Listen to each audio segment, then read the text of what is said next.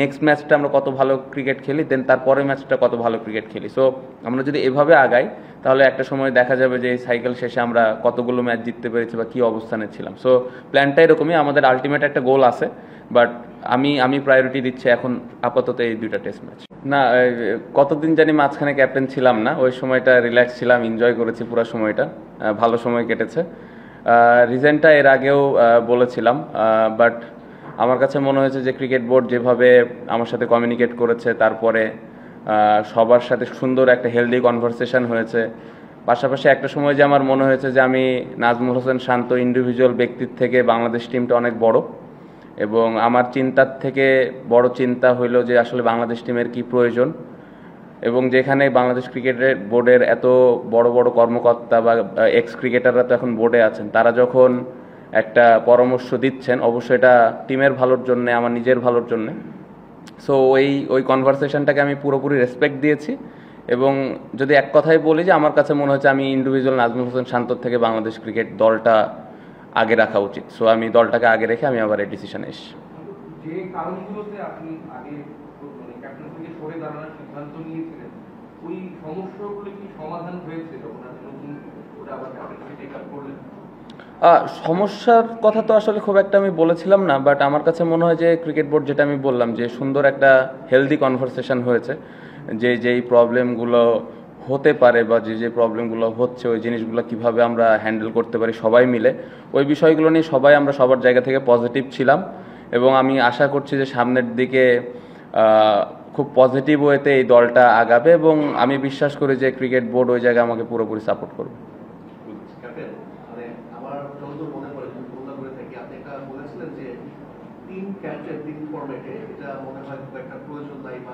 আপনিও একটা স্বস্তি বোধ করছিলেন, হয়তো আপনি সাপোর্ট করছিলেন না যদি আমি বলি। এখনো তো দেখা যাচ্ছে যে 3 ফরম্যাটে 3 ক্যাপ্টেন, আপনারা ড্রেসিং রুম শেয়ারও করছেন একসাথে কোনো একটা ফরম্যাটে বা 2টা ফরম্যাটে, মানে এখন কি সেই অস্বস্তিটা কাজ করবে যে 3 ক্যাপ্টেন ড্রেসিং রুমে আছে, সমস্যা? না, এটা তো আমার মনে হয়েছিল, এটা মনে হওয়ার পেছনে যথেষ্ট কারণও ছিল, বাট আমি যেটা বললাম একটু আগে যে ক্রিকেট বোর্ডের সাথে খুব হেলদি একটা কনভারসেশন হয়েছে, খুব ভালো একটা কনভারসেশন হয়েছে যে কী প্রবলেম হতে পারে, এগুলো আমরা কীভাবে সমাধান করতে পারি, এই প্রবলেমগুলোই যেন না হয়। তো সেই বিষয়গুলো নিয়ে আমরা খুবই ক্লিয়ার, এবং আমি একদমই আশাবাদী যে এই ধরনের কোনো প্রবলেম হবে না। আমি যেটা বললাম যে ক্রিকেট বোর্ডের সাথে সুন্দর কমিউনিকেশন হয়েছে আমার। সো এই জিনিসগুলো যদি আসে, তারা পাশে থাকবেন এবং এই প্রবলেমগুলো সলভ করার চেষ্টা করবেন। তার থেকে ইম্পর্টেন্ট হইলো যে বাকি যে 2জন ক্যাপ্টেন আছেন, সেই 2জনের সাথে আন্ডারস্ট্যান্ডিং খুবই ভালো। আমরা একসাথে বসেছিলাম, বসে আমরা কমিউনিকেট করেছি যে আসলে আমাদের দলটাকে 3 ফরম্যাটে কীভাবে আমরা আগায় নিয়ে যেতে পারি, কী জায়গায় আমাদের ইমপ্রুভমেন্টের দরকার আছে। এই কমিউনিকেশনটা আমাদের মধ্যে হয়েছে, এবং আমরা 3জনই আশাবাদী যে না, এই দলটা আর কি প্রয়োজন, আমরা ওই দলটাকে ওইভাবে নিয়ে আগায় যেতে পারবো। সো এখানে কমিউনিকেশনে কোনো গ্যাপ নেই, এবং আমি যেটার কারণে কনভিন্স যে না, ক্রিকেট বোর্ড আমাকে ওই হেল্পটুকু করবেন, যেটা আমার মাথার মধ্যে ছিল যে হয়তো প্রবলেম হতে পারে বা এটা যৌক্তিক না 3 ফরম্যাটে, যেটা আমি বলেছিলাম। বাট অ্যাজ আই সেড যে এত বড় বড় ক্রিকেটাররা যখন ওই পরামর্শটা দিয়েছেন, বা ক্রিকেট বোর্ডের এক্স ক্রিকেটাররা যারা এখন আছেন, তারা যখন একটা সাজেশন দেয় তখন অবশ্যই ভালো চিন্তা করেই দেয়। সো ওটার উপরে বিশ্বাস রেখে আমি ফেরত এসেছি, এবং আমার কাছে মনে হয়েছে যে সামনে ভালো কিছু হবে।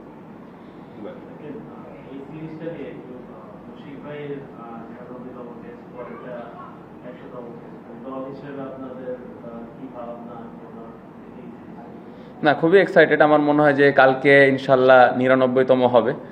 উনি ড্রেসিং রুমে থাকা অলওয়েজ আমাদের জন্য ভালো লাগার বিষয়।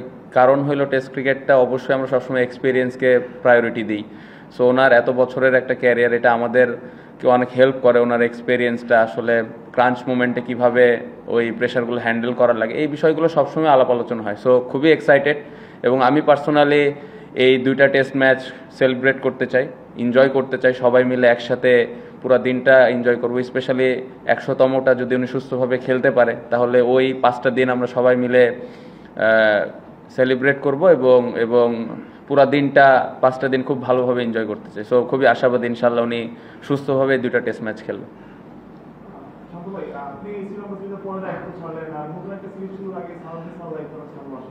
এটা কি মানে আপনার দেখা যায় যে বেশিরভাগই দায়িত্ব গ্রহণ করতে পারছেন না বা পূর্ণ দায়িত্বে কাজটা করতে পারছেন, এটা একটু আনহেলদি পরিবেশ সৃষ্টি করে কিনা? আরেকটা প্রশ্ন হচ্ছে যে সাউথ দায়িত্ব ছাড়া তো আপনার সাথে কথা হচ্ছে কিন্তু আপনি বা আপনি জিজ্ঞেস করেছেন? না, এটা তো আসলে টোটালি ওনার পার্সোনাল ডিসিশন। প্রথমে উনি কি চিন্তা করে করেছে, দ্বিতীয়ত আমি বলবো যে ক্রিকেট বোর্ডের সাথে ওনার কমিউনিকেশন কতটুকু হচ্ছে এই বিষয়ে আমার আসলে আইডিয়া নেই। সো এটা ক্রিকেট বোর্ড এবং সালাউদ্দিন স্যার নিজে বলতে পারবেন আসলে তাদের কি কনভারসেশন হয়েছে বা কি অবস্থানে আছে। হ্যাঁ, আমার সাথে পার্সোনালি কথা হয়েছে। আমি আশাবাদী যে ক্রিকেট বোর্ড এবং তার মধ্যে ভালো একটা কনভারসেশন হবে ভবিষ্যতে, এটা আমি আশা করি। বাট যতটুকু কাজ করেছি সোফার অনেক এনজয় করেছে, এবং সবথেকে ইম্পর্টেন্ট বিষয় হলো স্যার প্রত্যেকটা ক্রিকেটারকে চেষ্টা করেন সমানভাবে দেখার, এবং প্রত্যেকটা ক্রিকেটারকে ওইভাবে প্রায়োরিটিটা দেয় যার যে জায়গায় ল্যাকিংস আছে তার ওনার অ্যাবিলিটি অনুযায়ী। বাট এই জায়গায় অনেক সময় দেখা যায় যে একটা গ্যাপ থেকেই যায়, বা বাইরে থেকে অনেক মনে হয়, যেটা আমরা নর্মালি শুনতেছি, বাট এর ভেতরে আমি বলবো যে সব কিছু সত্যতা নেই। সো আমরা অ্যাজ এ ক্রিকেটার প্রত্যেকটা ক্রিকেটার হ্যাপি ছিলাম। রিসেন্টলি যতগুলো সিরিজে আমি ছিলাম এনজয় করেছে, এবং আমি বিলিভ করি যে উনি যতটুকু কাজ করেছেন খুবই ভালো কাজ করেছেন। আপনি নতুন দায়িত্ব দিয়েছেন, টেস্ট চ্যাম্পিয়নশিপের একটা চক্র পালন করবেন এমন বলা হয়েছে। লাস্ট চক্রটা তো আপনি ছিলেন, এইবার আপনি কোথায় ইমপ্রুভ করতে চান বা বাংলাদেশকে আসলে কত নম্বর দেখতে চান, বা এই টেস্ট চক্রটাতে আপনার প্ল্যানটা কি? না, আমাদের তো লম্বা একটা প্ল্যান আছে, পুরা টেস্ট সাইকেলের একটা প্ল্যান আমাদের করা আছে যে আমরা আসলে কি করতে চাই। যদি আমি এখন বলতে চাই, গত বছর যেরকম রেজাল্ট করেছি তার থেকে হয়তো একটু বেটার করতে চাই, একটু বেশি ম্যাচ জিততে চাই, এটা আলটিমেট গোল। বাট আমরা যেভাবে টেস্ট ক্রিকেট খেলি, আমরা অনেকদিন পর পরে টেস্ট ম্যাচ খেলি। সো ইম্পর্টেন্ট হলো এই দুইটা ম্যাচ আমরা কিভাবে কত ভালো ক্রিকেট খেলতেছি। কারণ আপনি যদি দেখেন নেক্সট টেস্ট ম্যাচ আবার এপ্রিলে, আমি যতটুকু আমার মনে পড়ে। সো ইম্পর্টেন্ট হলো এই নেক্সট ম্যাচটা আমরা কত ভালো ক্রিকেট খেলি, দেন তারপরের ম্যাচটা কত ভালো ক্রিকেট খেলি। সো আমরা যদি এভাবে আগাই, তাহলে একটা সময় দেখা যাবে যে এই সাইকেল শেষে আমরা কতগুলো ম্যাচ জিততে পেরেছি বা কী অবস্থানে ছিলাম। সো প্ল্যানটা এরকমই, আমাদের আলটিমেট একটা গোল আছে, বাট আমি প্রায়োরিটি দিচ্ছি এখন আপাতত এই দুইটা টেস্ট ম্যাচ। এই সিরিজটা নিয়ে একটু বলুন, আয়ারল্যান্ডের মতো টিম যেটা আপনাদের একটা টেস্ট চ্যাম্পিয়নশিপ চক্র শুরুর আগে তাদের এগেইনস্টে আপনারা এই সিরিজটাতে আসলে কোন জিনিসগুলো চাচ্ছেন যে একটু সেটেল ডাউন করার জন্য বা না, আপনি যদি টেস্ট টিমটা দেখেন মোটামুটি সেটেল আছে, দু একটা প্লেয়ার ছাড়া, আর পেস বোলারদের তো আমরা রোটেশন করে করে খেলাই। সো এই টিমটাতে ম্যাক্সিমাম ক্রিকেটাররা কিন্তু আছে, আলাদা বাড়তি কোনো প্ল্যান নাই। অবশ্যই যদি এই সিরিজটা আমরা ভালোভাবে খেলতে পারি, তাহলে এটা আমাদের বাড়তি একটা কনফিডেন্স দিবে। বাট হ্যাঁ, টেস্ট ক্রিকেট অলওয়েজ চ্যালেঞ্জ থাকে কিন্তু। সো ওই টিমকে ছোট করে দেখার কোনো সুযোগ নেই, আমাদের সেরাটা দিয়ে আমাদের খেলা লাগবে। সো আমি আশা করবো যে আমাদের প্লেয়ারগুলো সবাই ভালোভাবে খেলতে পারবে। বাংলাদেশ 2000 সাল থেকে এই দিনটাতেই প্রথম টেস্ট ম্যাচটা খেলেছিল, তো 25 বছর হয়ে গেছে। যেই জায়গাটায় থাকার কথা ছিল হয়তো বা সেই জায়গাটা নেই, আপনারাও মানবেন। বাট সোফার বাংলাদেশ এখন পর্যন্ত টেস্ট যতগুলো খেলেছে, ক্যাপ্টেন আপনি এখন পর্যন্ত পার্সেন্টেজ হিসেবে সাকসেসফুল ক্যাপ্টেন। যেটা উনি প্রশ্ন করছিল আসলে যে এই সাইকেলে কোন জায়গাটায় দেখতে চান আসলে দলটাকে। তার চেয়ে বড় কথা হচ্ছে আসলে ঠিক দেশে এবং দেশের বাইরে আপনি এই সাইকেলে যতদিন পর্যন্ত 2007 পর্যন্ত দায়িত্ব কোন জায়গাগুলোতে ফোকাস করতে চাইবেন, দেশে এবং দেশের বাইরে আলাদা করে যদি বলি, এই সাইকেলটায় কোন জায়গাটায় আসলে আপনি ইমপ্রুভমেন্টটা দেখতে চাইবেন? আমি ওভারঅল যদি বলি, খুব ইম্পর্টেন্ট আমাদের বোলিং অ্যাটাকটা কিন্তু সুন্দর সেটেল আছে, এবং ওরা কিন্তু আমাদেরকে 20 উইকেট করে নিয়ে দিচ্ছে এখন আপনি যদি দেখেন।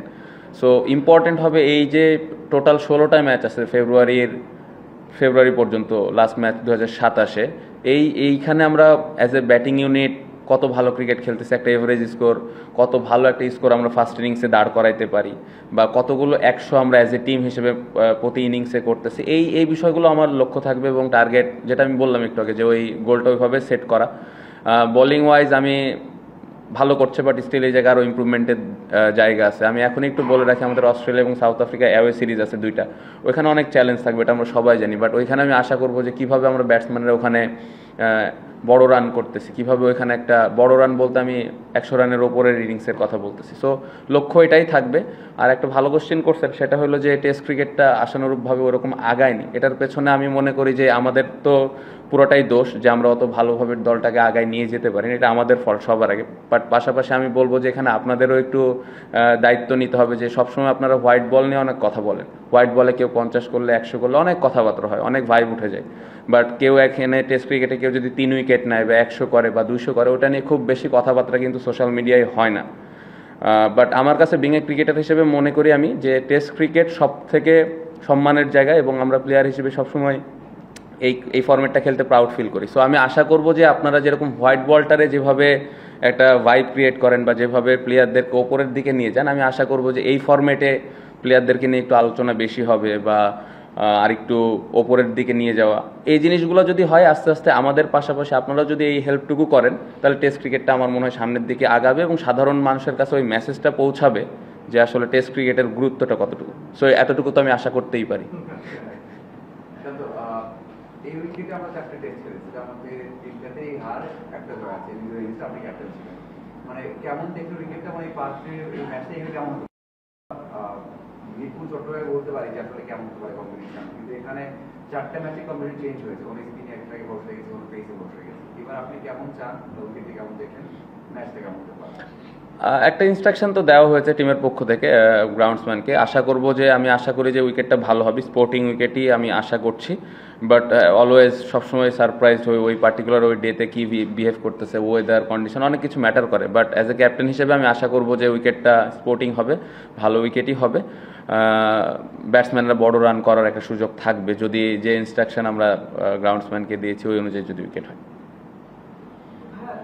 আমরা হচ্ছে এই আয়ারল্যান্ডের যে টিম আছে তাদের আসলে বেশিরভাগ ব্যাটারই ডান হাতি ব্যাটার, তো তাদের বিরুদ্ধে আসলে আমাদের কম্বিনেশনটা কেমন হবে কি? আর সেকেন্ড প্রশ্ন হচ্ছে যে ওদের বিরুদ্ধে আমাদের চ্যালেঞ্জটা কি? কারণ হোয়াইট বলে আমরা যে লাস্ট কয়েকটা সিরিজ দেখেছি এখানে আমাদের মিডল অর্ডারের ব্যাটাররা আসলে কিছুটা ভুগেছে, তো এই সিরিজের কি সেটা আসলে বড় চ্যালেঞ্জ হতে পারে? Different format. মিডল অর্ডারে আপনি যদি দেখেন লাস্ট সিরিজে মুশি ভাইয়ের একটা বড় ইনিংস ছিল, লিটনের একটা ভালো ইনিংস ছিল, মিরাজ অলওয়েজ কনসিস্টেন্ট 6-7-এ যে ওখানে বোলারদেরকে নিয়ে বড় বড় রান করে। সো এখানে আমার মনে হয় না মিডল অর্ডার নিয়ে খুব বেশি চিন্তার কোনো কারণ আছে। আর কম্বিনেশনটা কালকে ইনশাল্লাহ আপনি 9টা 5 অথবা 9টা 10-এর মধ্যে পেয়ে যাবেন ইনশাল্লাহ। ক্যাপ্টেন, একটা বিষয় হচ্ছে যে 12 বছর প্রায় যুগ পর কিন্তু আসলে পরিশেষে ভিন্ন রূপে তিনি কিন্তু কোচ হিসেবে এসেছেন, ব্যাটিং কোচিং স্টাফে যুক্ত হয়েছেন। আসলে কি আসলে কতটা প্রেরণাদায়ক আপনাদের জন্য, বা কোনো চেঞ্জেস আসবে কিনা খেলোয়াড়দের? যেহেতু আমাদের ব্যাটিং এ আমরা দেখি যে অনেক সময় রানে ভুগি আমরা, এটার ক্ষেত্রে কোনো কাজ করছেন কিনা আশা করি। না, খুবই এক্সাইটেড আমরা সবাই। ওনার এক্সপেরিয়েন্স, এত বছর ক্রিকেট খেলেছেন, তারপর এখন কোচ হয়ে এসেছেন। টিভিতে খেলা দেখেছি আমরা যখন উনি খেলতেন, ড্রেসিং রুম ওইভাবে শেয়ার করার সুযোগ হয়নি। প্লেয়াররা সবাই এক্সাইটেড, বাট ভেরি ডিফিকাল্ট আসলে উনি, আমরা যতটুকু জানি যে এই সিরিজের জন্য এসেছেন, কতটুকু আসলে কাজ করতে পারবেন টেকনিক্যাল বিষয় নিয়ে, বাট উনি ওনার এক্সপেরিয়েন্সটা যতটুকু সম্ভব শেয়ার করছেন। আই হোপ ওনার এক্সপেরিয়েন্সটা আমাদের কাজে দিবে।